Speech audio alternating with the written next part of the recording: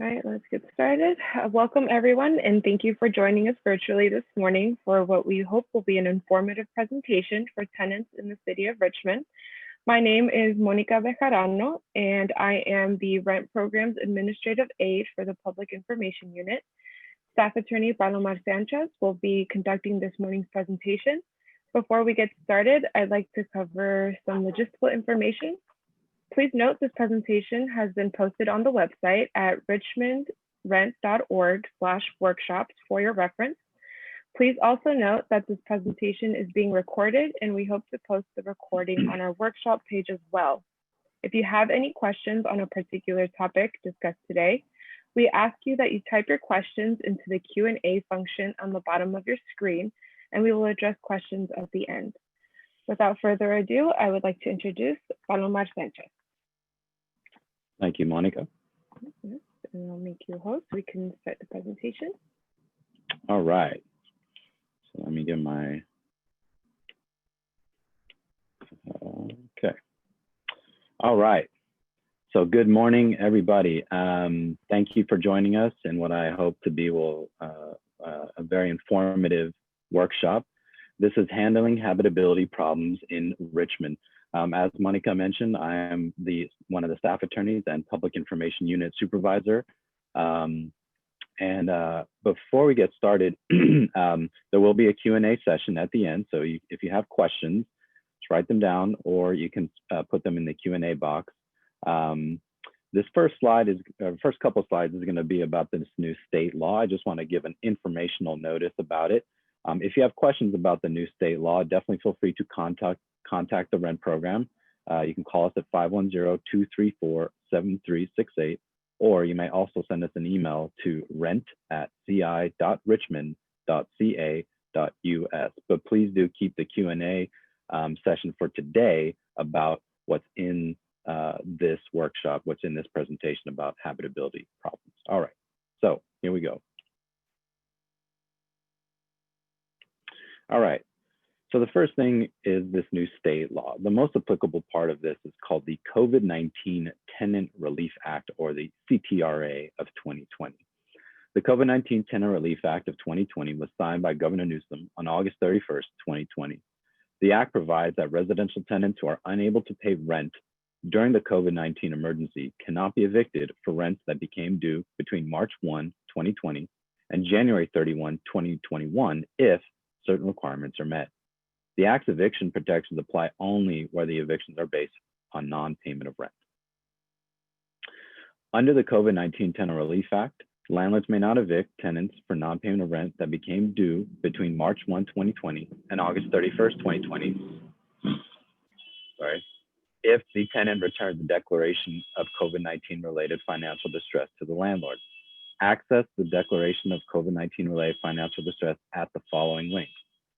Furthermore, landlords may not evict tenants for non-payment of rent that became due between September 1, 2020 and January 31, 2020.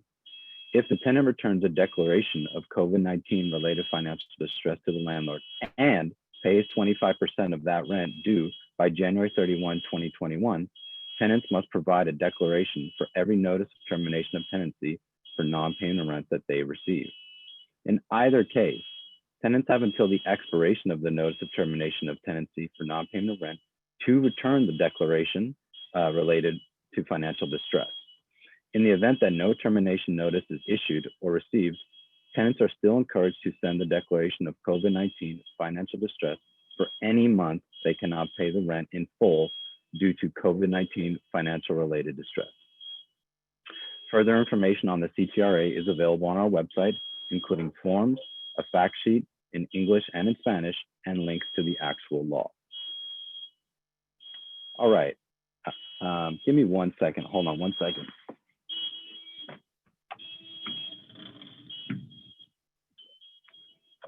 All right, sorry about that. The alarm going off outside. All right, so today's topics covered. So first of all is the purpose and overview of the Richmond Rent Ordinance, properties covered under rent control and exempt properties. We're going to discuss some state law governing habitability, then followed by some recommended steps and options. And then one of those options would be petitioning the Rent board, so we'll talk about that. Then there's temporary and permanent relocation payment assistance. We're going to have a general discussion about tenant and landlord rights.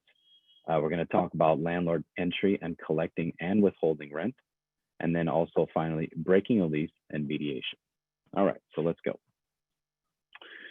So again, the purpose of the Richmond Fair Rent, Just Cause for Eviction and Homeowner Protection Ordinance, also known as the Rent Ordinance, is to promote neighborhood and community stability, healthy housing, and affordability for renters in the city of Richmond by controlling excessive rent increases and arbitrary evictions to the greatest extent allowable under California law, while ensuring landlords a fair return.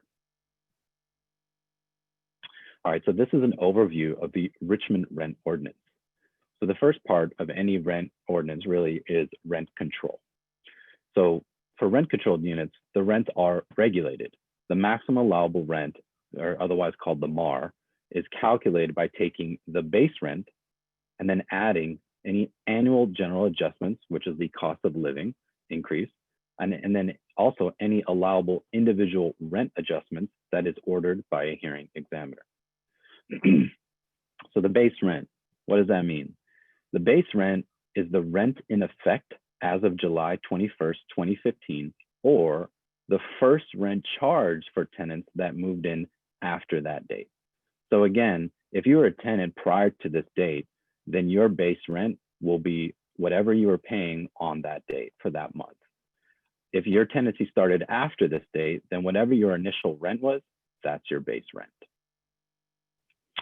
The annual general adjustment is equal to 100% of the consumer price index of the Bay Area, which is just a fancy way of saying the inflation rate. Now, these numbers we pass in our ordinance, but the actual numbers are provided by the federal government, specifically the Bureau of Labor Statistics.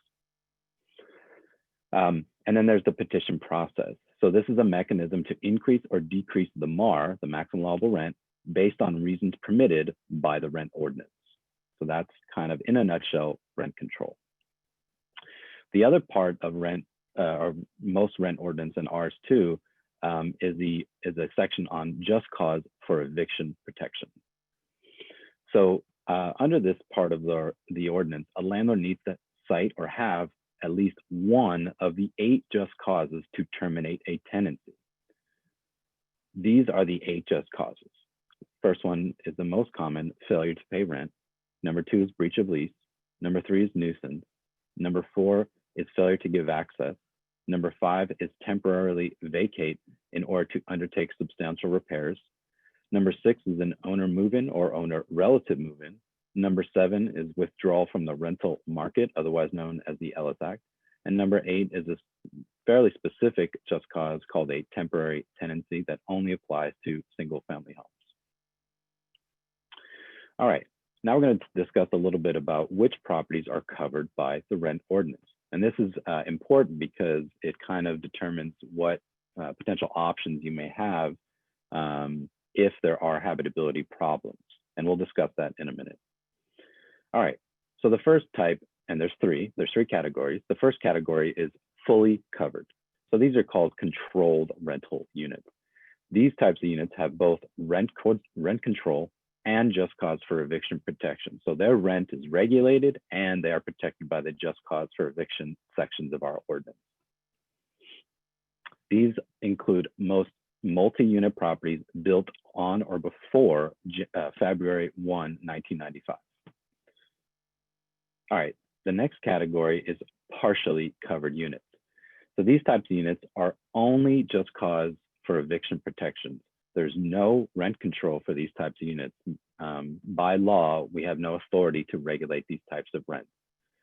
All right, so these include subsidized units, including Section 8 tenancies, properties with one dwelling unit on one parcel. Usually that would mean a single family home, condominiums, and then what we call new construction, which is anything constructed after February 1st, 1995. The last category is fully exempt units. This means that there is no rent control and no just cause for eviction protections. So it's similar to the units just not being in any part of Richmond really, because there's just no part of the rent ordinance that would apply. So these kind of units include where the landlord and the tenant share a kitchen and or a bathroom. Also, single family homes where a permitted ADU, which is called an accessory dwelling unit, was added and the main house is owner occupied. So again, a single family home, you add on a permitted ADU and then the main house is owner occupied. That means that the second unit, the ADU, is now fully exempt. And then also finally, retirement homes are fully exempt. All right, so the maximum allowable rent. Again, the maximum allowable rent is the maximum, the rent that can be charged for a controlled rental unit. This is some people know this as a rent ceiling. We call it the MAR, the maximum allowable rent. A rent increase cannot exceed the maximum allowable rent, but it can be less. Even if the maximum rent is not charged, the maximum allowable rent remains the same. The landlord may choose to raise the rent to the maximum in accordance with state law, meaning the notice requirements under state law, and the rent board's banking regulations. So the MAR equals the base rent, which we discussed earlier, plus annual general adjustments, plus any individual rent adjustments approved through the petition process. That's how you calculate the MAR. All right. So now we'll discuss a little bit more on the state law governing habitability. So the first thing is that implied in every California residential lease is an implied warranty of habitability. This law requires that a landlord provide rental units that meet certain standards for habitability. This law is also known as the implied warranty of habitability. This law has been codified under several statutes, but is mainly under California Civil Code 1941.1 and Health and Safety Code 17920.3. So let's discuss at least one of those. All right, California Civil Code 1941.1. As you can see, it's a little bit of a long law, but it says that landlords must provide rental units that are in habitable conditions and fit to live in.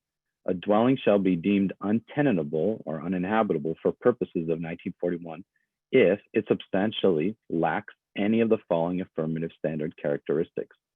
So as you can see, it goes through a list or kind of different things: effective waterproofing, plumbing and gas, water supply, heating facilities, electrical lighting, building grounds and appurtenances at the time of the commencement of the lease, and all areas under control of the landlord kept in every part clean, sanitary, and free from all accumulations of debris, filth, rubbish, garbage, rodents, and vermin. Adequate number of receptacles for garbage, floors, stairways, and railings, maintain good repair, and a locking mail receptacle for each residential unit. So again, this is the state law. This is the main one that a lot of people look at for kind of some of the basics regarding human habitation. Now, I think I would have included 17920.3, but it's just too long, it's too voluminous. It does kind of reflect a lot of what was stated in 1941.1. It actually gets a little bit more specific. It's actually longer, and that's why I couldn't put it in here. But if you want to check it out, again, it's Health and Safety Code 17920.3. Excuse me. All right. So these are the tenant's responsibilities. Just as a landlord has responsibilities, so does the tenant. So under California Civil Code 1941.2, it states that no duty on the part of the landlord to repair a dilapidation shall arise under section 1941 or 1942 if the tenant is in substantial violation of any of the following affirmative obligations, provided the tenant's violation contributes substantially to the existence of the dilapidation or interferes substantially with the landlord's obligation under 1941 to effect the necessary repair. So basically they're saying that if a tenant does these things, then it relieves the landlord of their responsibility because it's actually the tenant who caused it, right?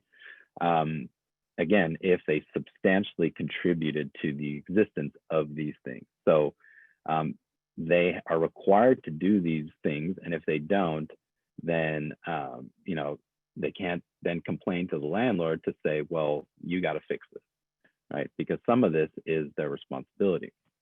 And so one, to keep that part of the premises which he or she occupies and uses clean and sanitary as the condition of the premises permits, to dispose from his dwelling unit of all rubbish, garbage, and other waste in a clean and sanitary manner, to properly use and operate all electrical, gas, and plumbing fixtures and keep them as clean and sanitary as their condition permits, not to permit any person on the premises with his permission to willfully or wantonly destroy, deface, damage, impair, or remove any part of the structure or dwelling unit or the facilities, equipment, or appurtenances thereto, nor himself do any such thing. And 5, to occupy the premises as his abode, utilizing portions thereof for living, sleeping, cooking, or dining purposes only which were respectively designed or intended to be used for such occupancy. All right. So these are some of the recommended steps for addressing habitability problems. And we'll go into a couple of these in more detail. First of all, it's definitely a good idea to contact the rent program to become informed about your rights under the Richmond Fair Rent, Just Cause for Eviction, and Homeowner Protection Ordinance and applicable state law. This is a key component to, I think, just giving a context and understanding, you know, what your rights are, what's the responsibilities of the landlord. So feel free to call us or send us an email with questions, and a counselor or myself will reach out to you and discuss your concerns and questions. Next is document the problem and inform the landlord. So this can include you can write letters of a complaint, keep the signed copies, and consider proof of mailing. You can take photos or videos of the problem and attach them to the letters of complaint. And by the way, letters can be anything. It can be an email, it can be a text message. Basically, any type of documentation that you can provide will likely help you later. If a landlord is non-responsive to your complaints, consider scheduling a housing inspection with the Richmond Rental Inspection Program. Tenants who reside in subsidized housing, such as Section 8, must contact the housing authority to schedule an inspection. If the property is fully covered under rent control, a tenant has the option to file a petition for rent reduction, and we'll discuss this in more detail later. If the property is fully or partially covered, the tenant has the option to request mediation services as well. Filing of a petition for rent reduction and mediation services are available through the rent program. All right, document, document, document. I can't emphasize enough how important documentation is when it comes to habitability. Can you see me still? Okay. Writing letters or emails of complaints to the landlords and or property manager, attaching photos or videos to the letter or email is an effective way to hold a landlord accountable. If you are engaged in verbal communication with the landlord, it is recommended that you summarize the conversation in writing to avoid unnecessary disputes or misunderstandings. If the landlord is not being responsive, consider documenting the habitability problem through an inspection by the city so that the city can compel the landlord potentially to fix the problem. And by the way, you can contact the rent program and we can refer you for an inspection. So if you contact the rent program, you can discuss your situation and say, I would like to request an inspection, and then we can send out a referral to the inspection department. Using a chronological approach to memorializing the problems is important in framing the narrative if the case were to go to a rent board hearing or court. So this is an extremely important point. You know, having a chronological kind of log of what's been happening, documentation to support it is crucial if you ever need to prove what you're saying later, either in a petition or in court. Now, be mindful that anything you write may become part of a court action, wherein you would be required to appear before a judge to explain your complaint. In other words, you may hurt your credibility if your letter or email make you seem unreasonable or abusive in tone.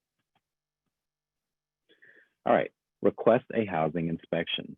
To request a housing inspection, you can contact the City of Richmond Residential Rental Inspection Program at 510-690-8260, or you can email them at richmondrrip@ci.richmond.ca.us. Now note, the landlord's contact information must be provided at the time the request is made. Tenants may also contact the Richmond Rent Program to speak to a housing counselor and request a referral for an inspection. Now, Section 8 tenants, if you believe your landlord is violating the terms of the housing assistance payment contract or your lease, please contact the Contra Costa Housing Authority at 925-957-7000. Upon determination that an inspection is needed, generally, it may take up to 10 days after making a request for the inspection to take place. Especially now, I think because of the pandemic, it may take a little bit, they may be a bit delayed. The inspector will notify the landlord if code violations are found, and the landlord may face fees or fines for failure to correct the violations. All right, so now filing a petition to reduce rent due to habitability problems. So filing a petition requesting a rent reduction may help compel a landlord to fix habitability problems. A tenant can petition to reduce their rent if the following criteria is met. The landlord has been informed of the problems. One, that's a key component. There's a decrease in habitability or reduction of space or services. The tenant resides in a multi-unit property built on or before 1995, which is defined as a fully covered or controlled rental unit under the the Fair Rent, Just Cause for Eviction, and Homeowner Protection Ordinance. So basically, you must be a fully rent-controlled unit in order to file a petition. And by the way that this compels a landlord to remedy these problems is that should you prevail, if the problem was existing, in the past, then you would get a retroactive rent refund if you prevail.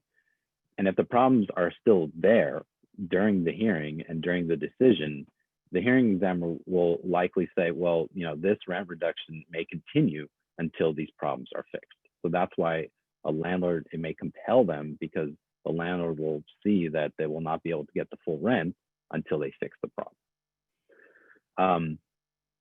Tenants who live in partially covered or controlled or fully exempt properties cannot file petitions to reduce the rent because these properties are not regulated or controlled by the rent board.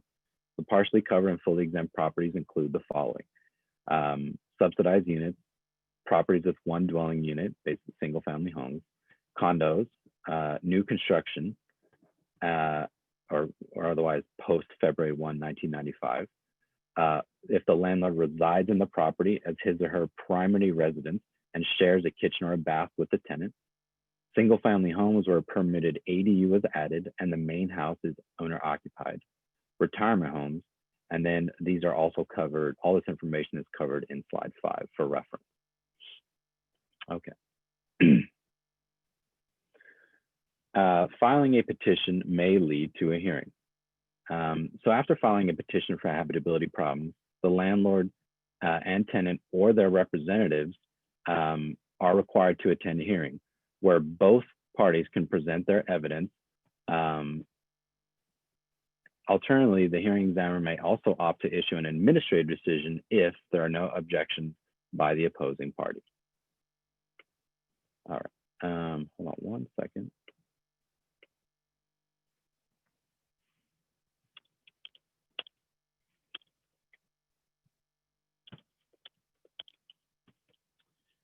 Okay, so whoops.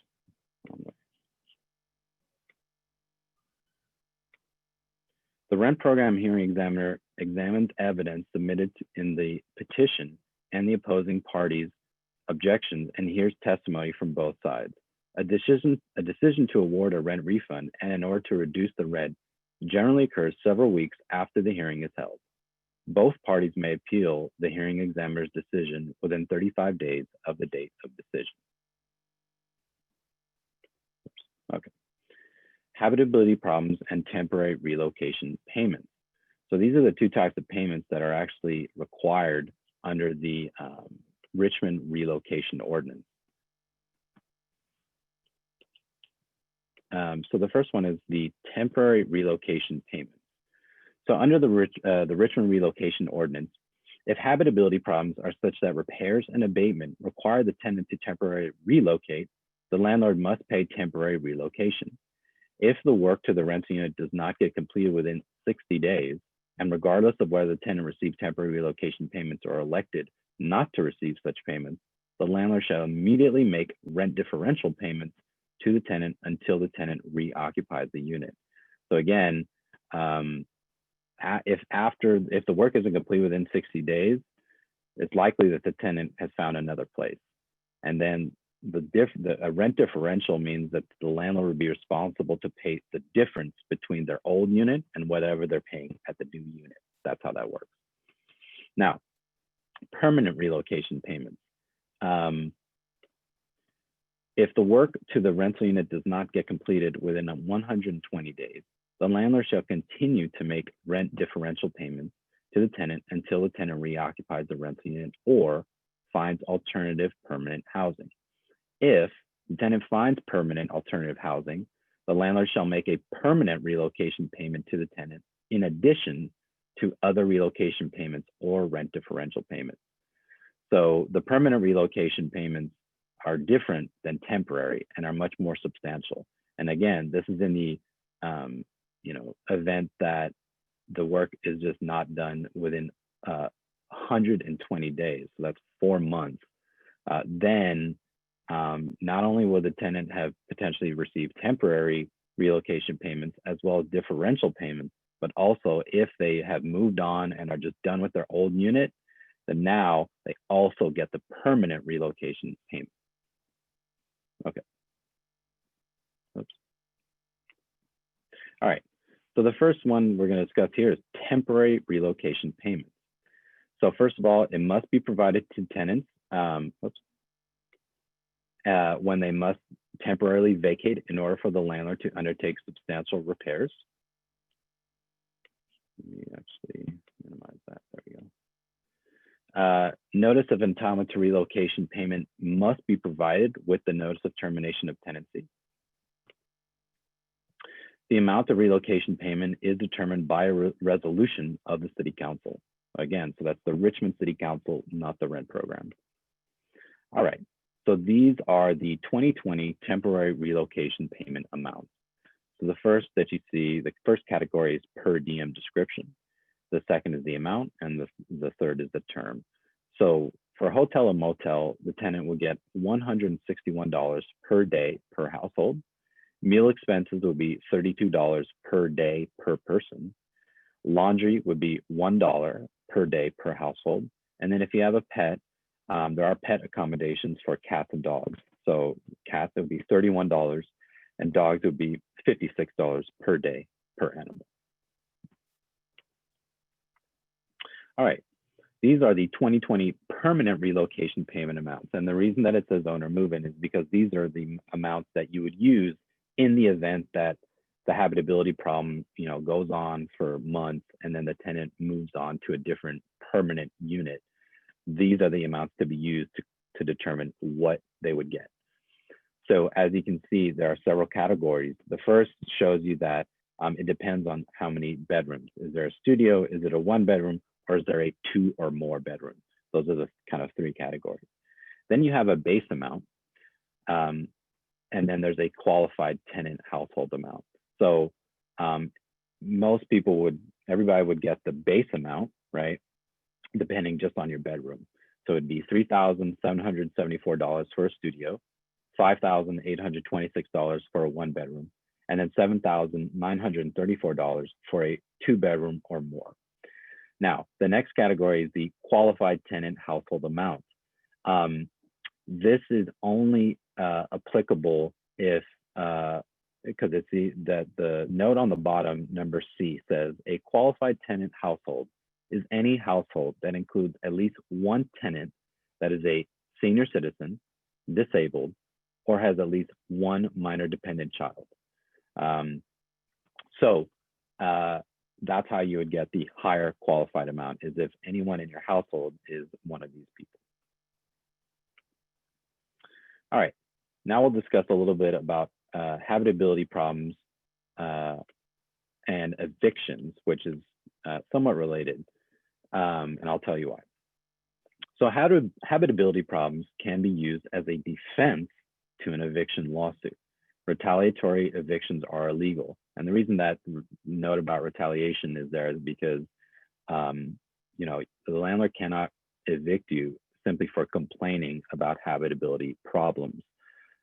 So if a rent-controlled unit is deteriorating and the owner is attempting to terminate the tenancy, a tenant may use the habitability problems as a defense to an eviction lawsuit. It's actually interesting when you file an answer to an unlawful detainer, there's a section that you can mark as an affirmative defense that there are substantial habitability problems in the unit. And so it can affect the landlord's ability to move forward with the eviction. An attempt to evict a tenant on the basis of a tenant submitting a request for a housing inspection is generally considered retaliatory and therefore unlawful. Chronological documentation is key to protecting a tenancy. So again, it is important to chronologically document habitability problems as it may show a pattern or effort on the part of the landlord to illegally force a tenant to move out or, quote, constructively evict the tenant. A constructive eviction is where the landlord essentially leaves the unit in such horrible condition that the tenant is forced to leave due to health and safety concerns, right? If they have like kids who are vulnerable, and there's lots of mold or something and they start getting sick, they don't have to tell the landlord, they do have to tell the landlord that there are these problems. That's the first thing. They have to make sure that they contact the landlord, inform them. But if the landlord shows this pattern of essentially not doing anything in hopes that the tenants just leave, that would be potentially considered a constructive eviction. Finally, landlords must be in compliance with the rent ordinance to evict.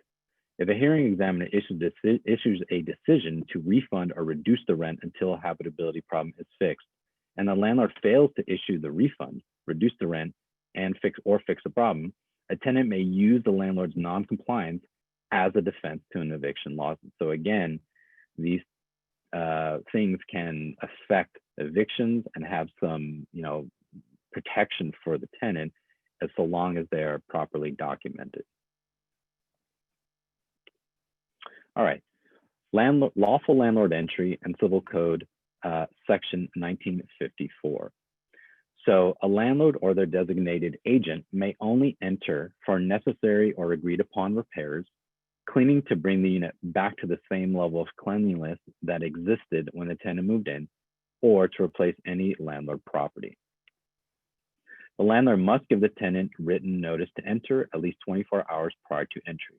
I put an asterisk there because although the state law does say that all you have to do is provide 24 hours written notice, there are some concerns and guidelines now that you have to, be cognizant of if there are any landlords or managers here, you would have to be cognizant of this.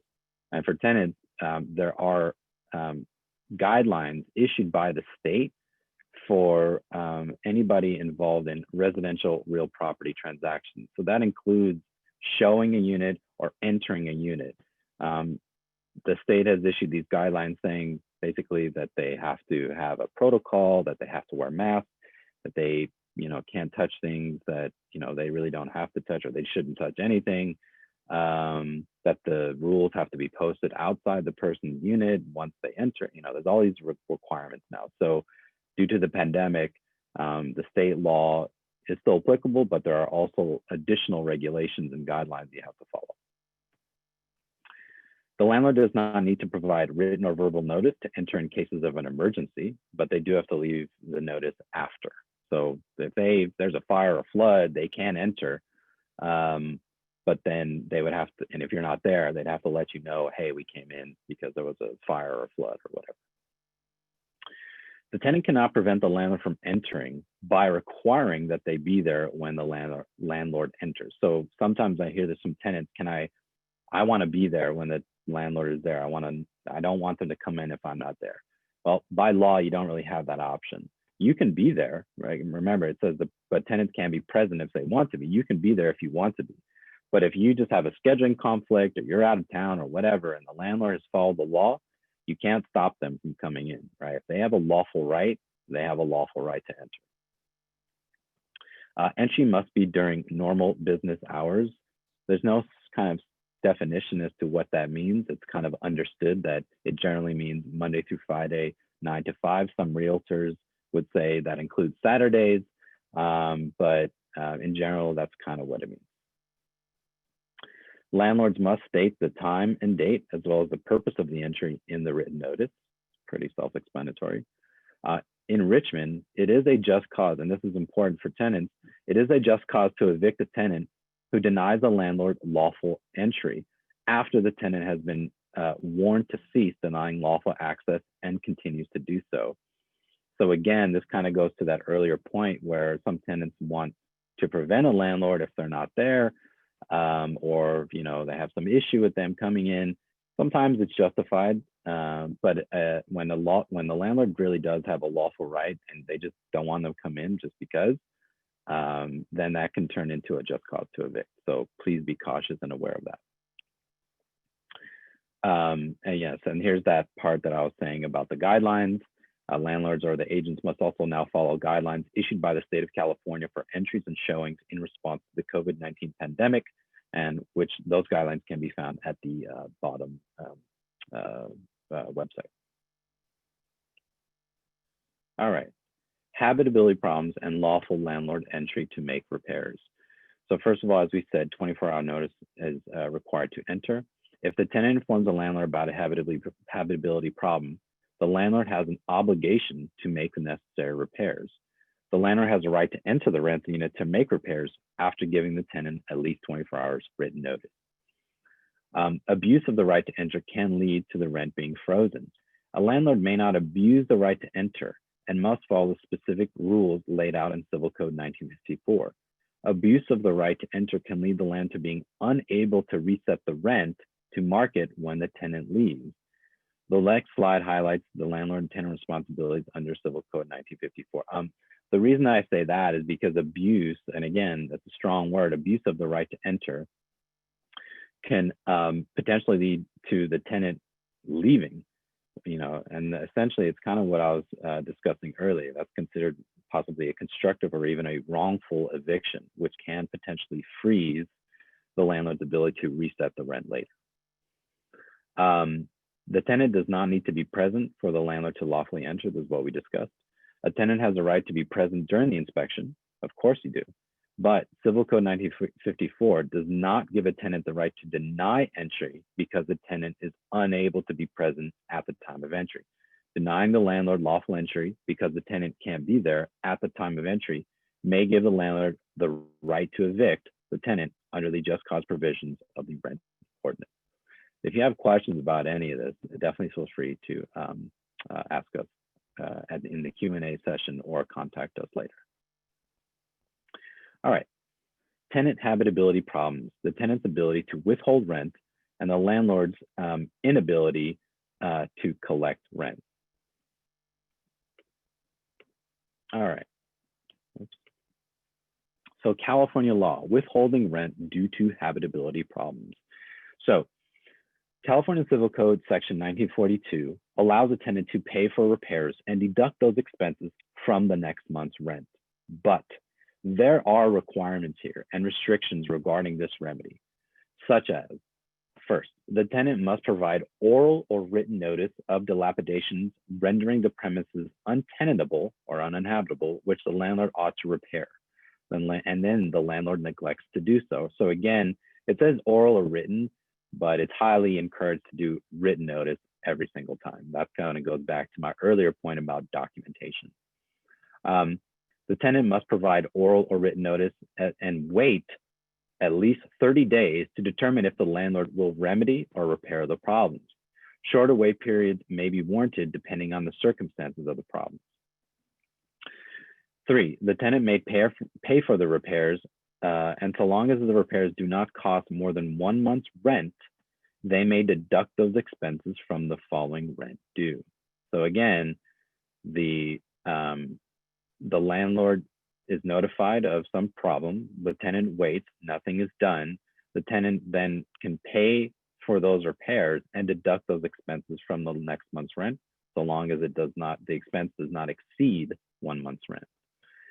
The tenant may also choose to vacate the premises without any further obligation to pay rent, and tenants may only use this remedy twice in any 12-month period. Now, an important note on the bottom.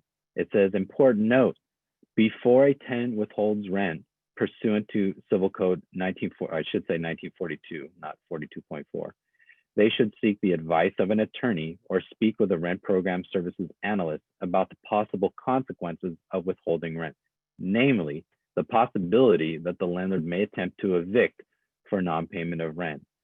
So this is an important point because since you're deducting from the rent, you're not going to be paying the full rent. In the eyes of a landlord, they may perceive that as you just not paying it. And they may say, well, what are you talking about? You have to pay me the rent. Well, if you follow the law, under this law, it says you have a right to do this, but it is a risk because even if you kind of follow the law to the T, the landlord could dispute that and then say you didn't pay the rent. And now you're involved in a potential non-payment of rent issue with the landlord. All right, so this is 1942.4. So this is the landlord's inability to collect rent due to habitability problems. So again, it's just the kind of collection of rent, which we're talking about now. So California Civil Code Section 1942.4 prevents a landlord from demanding rent, collecting rent, issuing a notice of a rent increase, or issuing a 3-day, or now it would be a 15-day due to the state law, notice to pay rent or quit, where all of these following four factors exist. 1, the rent unit lacks any habitable characteristic as listed in Civil Code 1941.1, or violates Health and Safety Code 17920.10, which deals mainly with lead, or is deemed and declared substandard as explained in Health and Safety Code 17920.3, because the conditions listed in that section exist to the extent that endangers the life, limb, health, property, safety, or welfare of the public or the occupant. 2, and again, these are all of these characters, all of these requirements and factors must be present for this law to apply. 2, a public officer or employee who is responsible for the enforcement of any housing law, and this could include RHA employees who do inspections, after inspecting the rent unit, notifies the landlord of his or her agent in writing to abate the nuisance or repair the substandard condition. So again, basically what that's saying is that if there is some official, from like the city of Richmond, whose job is to enforce a housing law, specifically in regards to inspections and conditions of a unit, like an inspector, and they therefore they inspect the unit and then notify the landlord that there is some issue, some violation. So that's what that requirement is saying. There has to be some employee who has this job, and then they do an inspection and they find violations.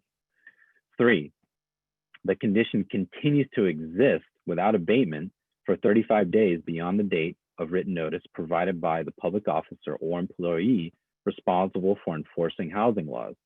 Basically, the problem continues to exist for a little over a month after the public officer has told the landlord, hey, there are these problems and violations at this property. And 4, the complaint of condition was not caused by the tenant. So again, if all of these conditions exist, the landlord cannot ask for rent, they can't collect it, they can't increase the rent, and they cannot issue a termination notice for the rent. All right, habitability problems may lead to the landlord being unable to raise the rent. A hearing examiner may deny a landlord from taking a future vacancy rent increase if there is evidence that there was intent by the landlord to force a tenant by not fixing the problems. And again, that's to force a tenant out by not fixing the problems. Under rent board regulations, if a tenant moves out of a controlled rental unit due to unabated habitability problems, the rent board may consider this a non-voluntary vacancy. If a tenant leaves as a result of the unabated habitability problem, the rent level of the next tenant remains at the same level that the tenant who was forced to vacate was paying. Non-compliance with the hearing examiner's order can result in denial of future AGA, annual general adjustment, increases. If the rent board hearing examiner orders a landlord to make repairs, reduces the rent, or refund the rent, or to refund rent overcharges, and the landlord fails to comply with the hearing examiner's decision, the hearing examiner may deny annual general adjustment increases until the landlord comes into compliance. All right, habitability problems and breaking a lease. So this is the lease breaking law. It's California Civil Code, section 1951.2. If a tenant breaks a lease, they are liable for unpaid rent remaining on the lease, but only if, first, the landlord attempts to mitigate unpaid rent damages by making a reasonable effort to re-rent the unit. So reasonable effort is not really defined, but it's pretty minimal. I would say just as long as they put it out there on, some advertisement website, Craigslist or what have you, that the unit is available, that's probably enough. So in other words, if a tenant breaks a lease, and again, this is if the tenant breaks the lease, the landlord cannot make the tenant pay for any of the remaining unpaid rent unless the landlord can show that they made that reasonable effort to re-rent it and were still unable to find a replacement or new tenant for every month of rent allegedly owed. So if you break a lease after 6 months, the landlord cannot just say, well, you broke your lease, now you owe me the remaining 6 months of rent, right? In a fixed term 1-year lease. The tenant breaks a lease, the landlord has an affirmative obligation to make that effort to re-rent it. And then if they're making that effort and then they can't find anybody for, let's say, a month, then the tenant who broke the lease will be responsible for that 1 month where there's no sitting tenant. Now, once the landlord finds a replacement tenant, the tenant who broke the lease, who left, their responsibility is over. By law, you can't double dip. You can't charge 2 different tenants, the one who left and a new tenant for the same unit. Can't do it. All right. Significant habitability problems may allow a tenant to vacate without proper notice. If a tenant vacates a rental unit due to substantial and ongoing habitability problems, the law may allow them to end their tenancy without giving 30 days written notice. Substantial threats to the tenant's health and safety may warrant the tenant to vacate without providing the notice required by the lease or by law. And there's an asterisk there too. It says because, and on the bottom it says, because each lease breaking situation is different, it is recommended that tenants consult with an attorney prior to taking any action to breaking the lease or vacating a unit. Significant habitability problems may allow a tenant to break a lease without being liable for unpaid rent remaining on the lease. If a tenant vacates their rent unit due to significant and ongoing habitability problems, the tenant may argue that the landlord, again, this is their argument, that the landlord was the party that breached or broke the lease agreement and is therefore relieved of being liable for any unpaid rent. Remember, this previous slide about 1951.2 is if the tenant does actually break the lease. They're like, I'm just done. But in the situation where there's substantial habitability problems, kind of tied to our earlier slide about the implied warranty of habitability, remember, the landlord is responsible to comply with that warranty of habitability. They are promising to do that when they sign a lease with a tenant. And if they don't, because there's all these problems with the unit, they actually broke the lease, and therefore the tenant's responsibility to pay rent and give notice and all that is now gone. They can just leave. So again, if a tenant vacates their rental unit due to significant and ongoing habitability problems, the tenant may argue that the landlord was the party that breached the lease agreement and is therefore relieved of being liable for any unpaid rent. However, ultimately, whether a tenant or the landlord is liable for breaking the lease would be decided in court. Mediation, an option to resolve habitability problems. So either a landlord or a tenant for partially or fully covered units may request mediation through the rent program to resolve habitability disputes. Mediations, informal or formal, can be scheduled within weeks, whereas the petition process can take several months. Mediations are generally less adversarial in nature, and participants often improve their relationships due to better communication and understanding. Mediation is a good option if you desire or want to ask about mediation and the possibility of the rent program doing it. You can give us a call, or you can send us an email with your request, explaining the situation, and then the contact information for the other party. And by the way, the rent program does not do mediations between tenants. So tenant and tenant mediations are generally not done unless the landlord is also willing to participate. So if you have a mediation request and you want to mediate with another tenant, that's fine, but you must first get the landlord to say that they're willing to participate too. Otherwise, your mediation request will likely be rejected. All right, additional recommendations. Tenants should consider obtaining renter's insurance, as it may provide protection against personal property damage caused by habitability problems such as mold, water leaks, vermin, rodents, and bed bugs, etc. However, please review what the policy covers, as there may be numerous areas which are not covered by the policy. Doing a walkthrough inspection at the beginning and end of a tenancy and taking photos, videos, or having witnesses present to document the condition of the unit provides documentation in case there is a dispute over deductions made from the security deposit. All right, that is it, everybody. That is our presentation. You can contact the Richmond Rent Program at 510-234-7368. You can email us at rent@ci.richmond.ca.us.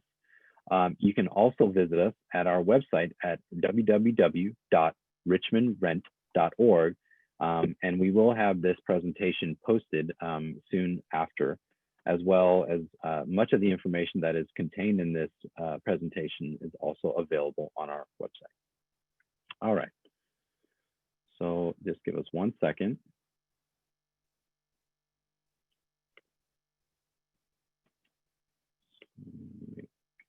Monica, the host again. All right, Monica, you're the host. All right, so go ahead and put your questions there in the Q&A section there at the bottom of your screen. We have about an hour to answer some of your questions about the presentation or what Paloma discussed today.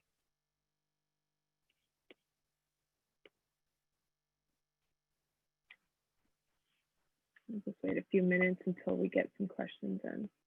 Sure.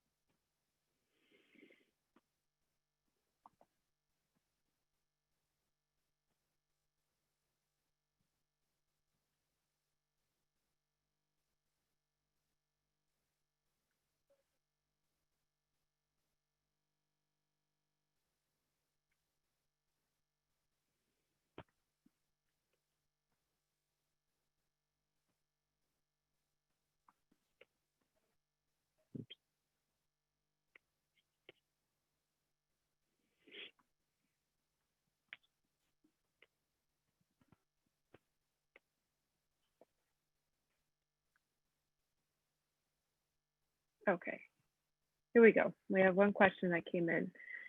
The question is, have landlords been informed that they must inform their tenants of AB 3088?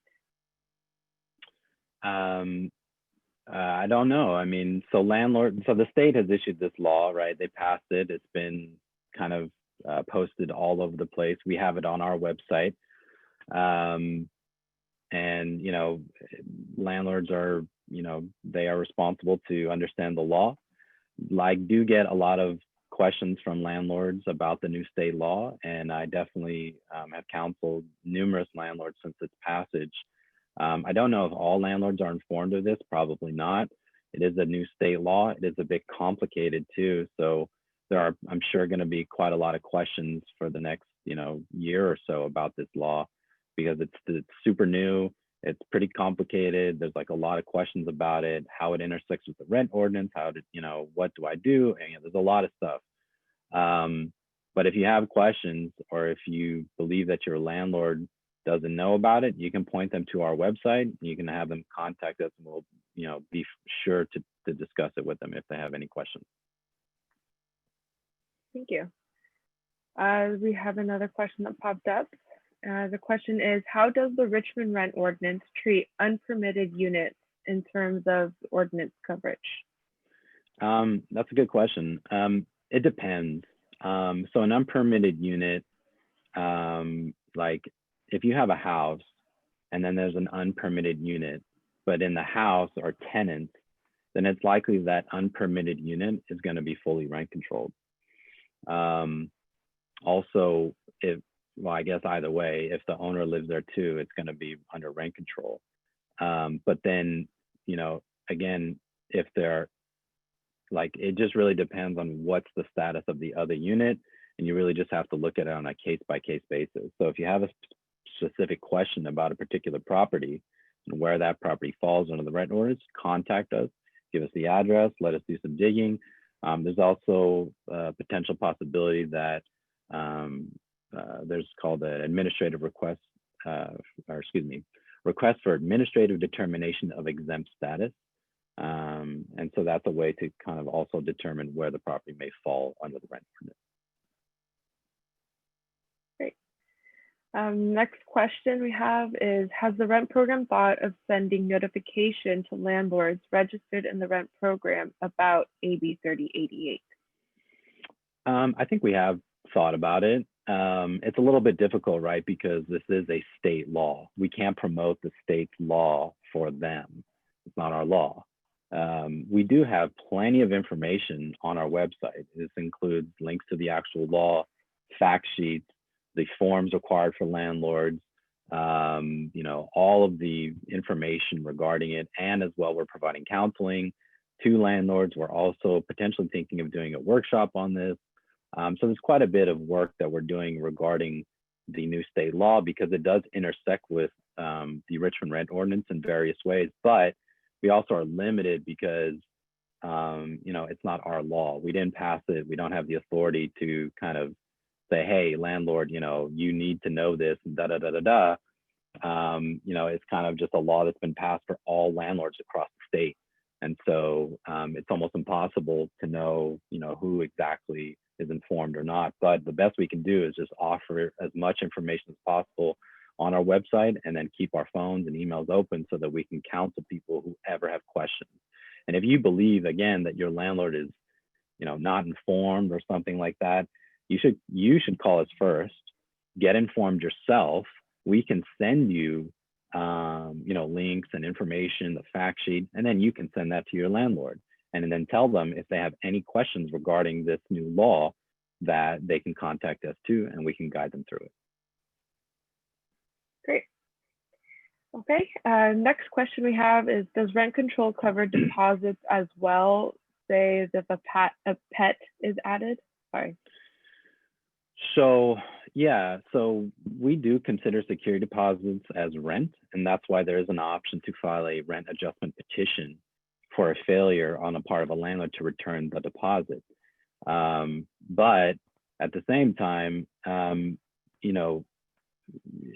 rent control is mainly regarding rents. But a deposit, to be honest, is probably, if you want to challenge any type of deposit, you could go through our process, right? But the issue is that you're already out of the unit, because the issue is they're supposed to give it back to you, and so you've left, and now you're saying, well, they didn't give it back. Now I'm going to file a petition with the rent program. So let's just say that you win, and the landlord is ordered to pay you back. Usually the enforcement from these petitions would be the ability to tell the landlord, you can't increase the rent, and you're basically locked in to what they're paying now. But since you're gone, that's not really an option. And so, to be honest, If you have a security deposit concern, probably the best and fastest way to get some type of adjudication on the matter would be to go to small claims court. And in fact, it says that in the law. It says it creates a private right of action for tenants who want to challenge a security deposit deduction or just the landlord keeping it by filing a claim in small claims court. Now, it said something about if a pet is added. I think in general that a pet deposit is okay so long as it still follows the guidelines issued by the state, which is Civil Code 1950.5. Now, that law says that no matter what, the deposit cannot be 2 times the monthly rent for an unfurnished unit, and it cannot be more than 3 times the monthly rent for a furnished unit. So say, for example, you're in an unfurnished unit, your landlord has already collected 2 times the monthly rent in your deposit, and then later asks for an additional amount for some pet or something. It can't do that because they've already maxed out, right? If your rent is $1,000 and they ask for a $2,000 deposit, you've paid it, that's it. They can't ask for more. Further, we also have it in our ordinance, or I think it's in the ordinance or one of the regulations, I can't remember, that you cannot increase the security deposit during the tenancy. So there may be some parts I'm missing here on that, but I do remember that there is something about that. But if you have, specific questions about, your specific situation, we can discuss it if you send us an email or give us a call, and then we can kind of discuss some of the specifics regarding your situation. Great. We don't have any questions right now in the queue, so we'll just wait another few minutes. Sure.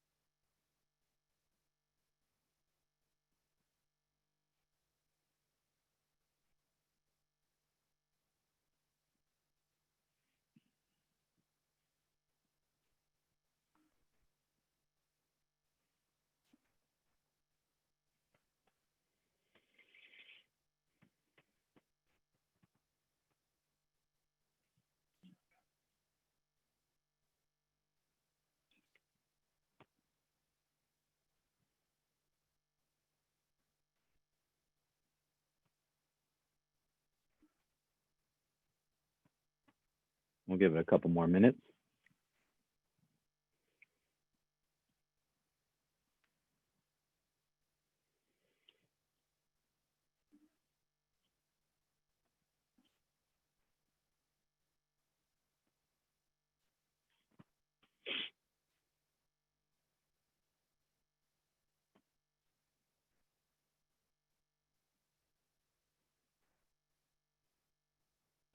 Here we go. We got a question.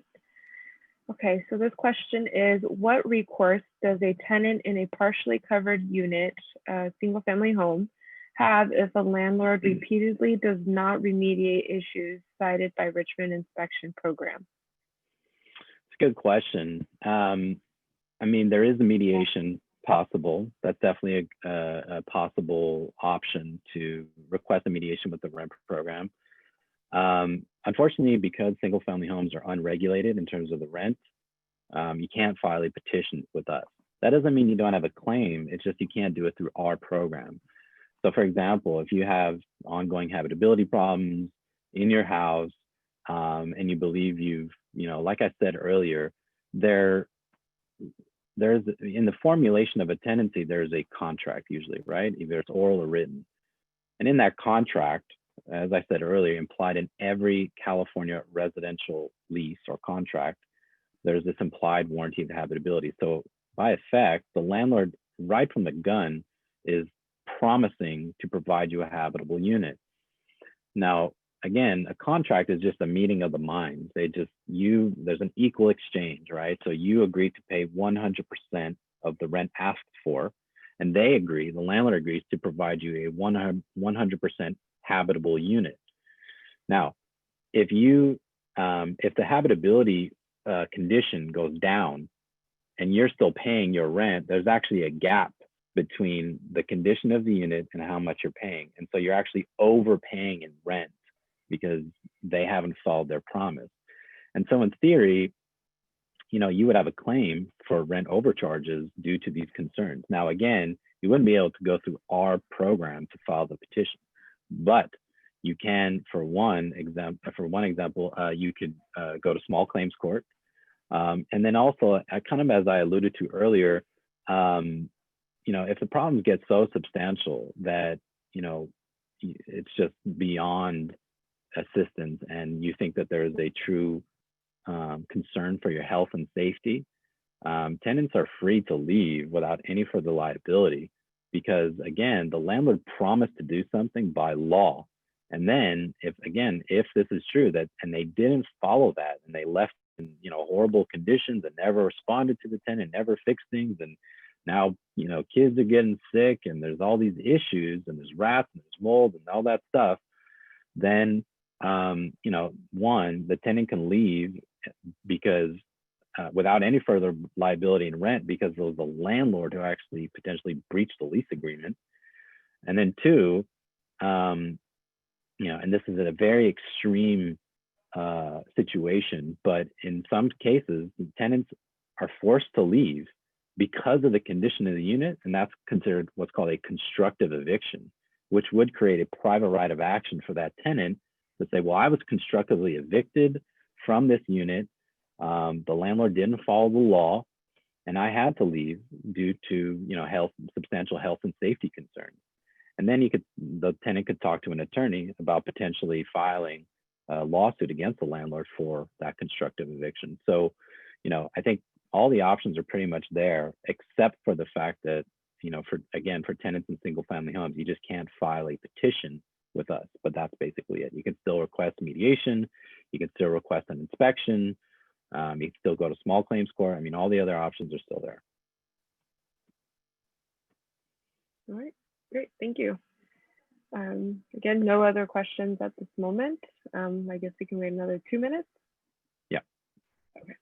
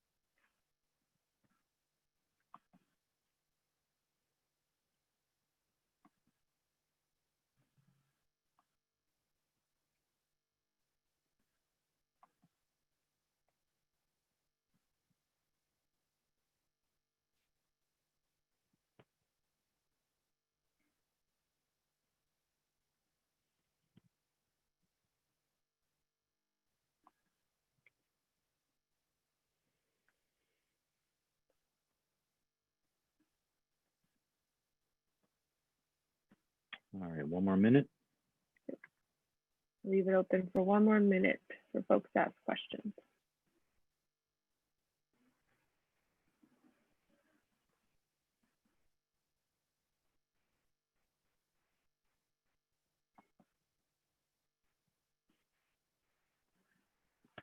Okay, well, we got a few, or a couple here. Okay, so first question is, does a lease have to be on paper? Can it be a verbal agreement? So California recognizes both written and oral leases. The only issue with oral lease agreements is that, there's no proof as to what the terms are. Later down the line, there's an issue like, maybe the tenant got a dog, and then the landlord has a problem with it and say, you can't have dogs here. And then the tenant's like, well, we talked about this. You said I could have a dog. Oh, well, I don't remember that. Right. And so there's an issue as to what the terms are, what the rules are whenever there's an oral lease agreement, but they are completely enforceable and legal in California. Okay, great. This next question is a follow-up to the inspection question you had earlier. They said, when you say tenant could request an inspection, would that inspection be done by the same Richmond agency that does the every 3-year inspections? They say that when they've previously asked those inspectors or that office for information, they've always told them it's landlord focused and that they can't tell them anything. I'm not totally sure. I know there is that residential rental inspection program, that's the RRIP, which is required for landlords to comply with. However, I think it may be the same department even, but it's kind of a different program. The inspections, can be done on referral, like I said in the presentation. So if you contact the rent program, you say, hey, I have this issue. I don't know if it's a violation. I would like to get or request an inspection. There's nothing wrong with you requesting that from us. We would send out a referral. In fact, I do this quite often. Earlier this week I did maybe 2 or 3, and I got notifications that or I got copied on emails from the inspector saying, can you contact this tenant? Did you see this email? Right. And so they do inspections based on a referral. I don't actually know if it's the exact same people. But again, if you're a tenant and you would like to, potentially request an inspection, just contact the rent program, have us discuss your issues. We can answer some of your questions. And then after the discussion, we can then send a referral to the inspectors to send them out to your unit.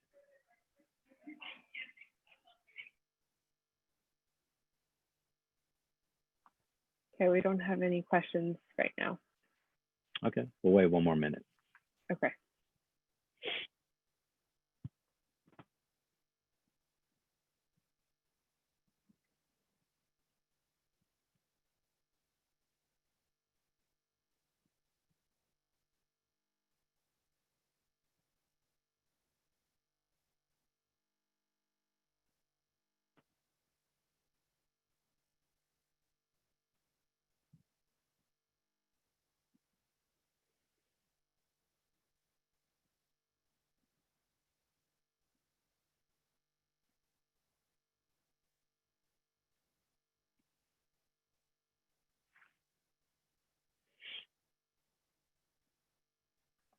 Okay, there you have one more question. Let's see, this question says, what options do I have as a renter to have our bathroom refurbished with new bathtub, sink, and toilet?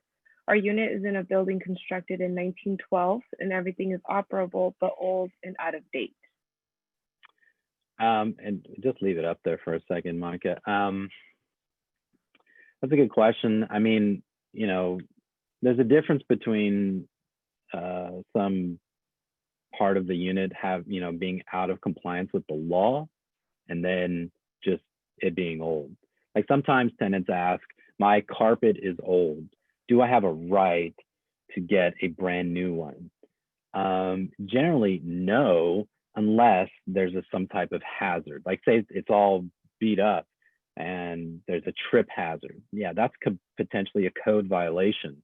And then you could ask for, a replacement. But if there's no trip hazard and it's just old, and there's not really anything wrong with that. And the same thing is true for older bathrooms. If you have an old sink and old toilet, but they function, it's harder to say, well, you have to do this, landlord, by law, because they don't. Now, there is, other options. You can request mediation through our program. You can also offer to, split the cost with the landlord, something like that. Sometimes tenants even negotiate to pay for it themselves, deduct it from the next month's rent. I mean, there's all kinds of ways to, potentially get this. But, just as a general answer to that, there's no right under the law that a tenant has to demand that a landlord provide them new bathtubs, sinks, or toilets unless there's some problem functionally, like with them, like they just don't work. Like if the bathtub is cracked, that's a potential violation. If the toilet is leaking, or the sink doesn't have hot water, those are all potential violations, right? But if you're just saying that they're just old, they just don't look good, that's not really a violation, and therefore it's not necessarily required by law.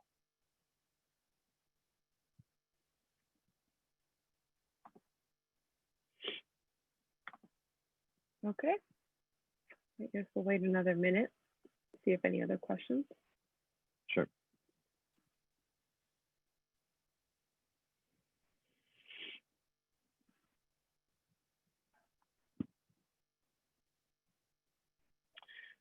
Actually, a small note to that last response too. I mean, there is a potential that you could get a new one if there's a reasonable accommodations request. So if you have problem accessing your bath, for example, because you have some type of disability, you can then send the landlord a letter. It's called a reasonable accommodations request letter. And then you would have the right to refurbish the unit. Now, the cost of which is usually in regards to these reasonable accommodation requests, it doesn't have to be paid for by the landlord, though. That's the issue. You may have a right to do it, but the cost of it is kind of, I think usually it falls on the part of the tenant. Like, they can't stop you from refurbishing your bathroom if you need to do something to it in order for you to properly enjoy it. Like, say, you can't get into a regular bathtub, you need one of those accessible ones. But then there's something in the lease that says you can't alter this unit without my consent. Then you would request that right through a reasonable accommodations letter. Now, again, the cost of these things usually falls on the part of the tenant. The law usually says that the landlord is not required to pay for all of it. But that said, you still have that right. And so that's another option to discuss. And if you have questions about any of this, again, you can always contact the rent program. We can't give you legal advice, but we can, inform you of options and the law and like how it may apply to your situation.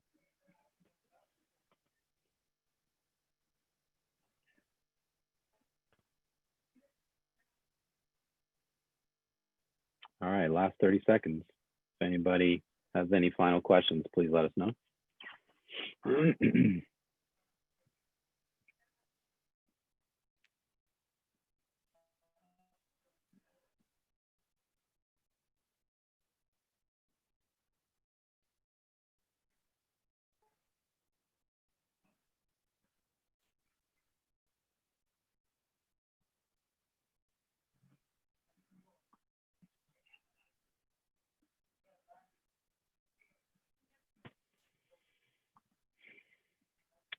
Okay, I think we're good.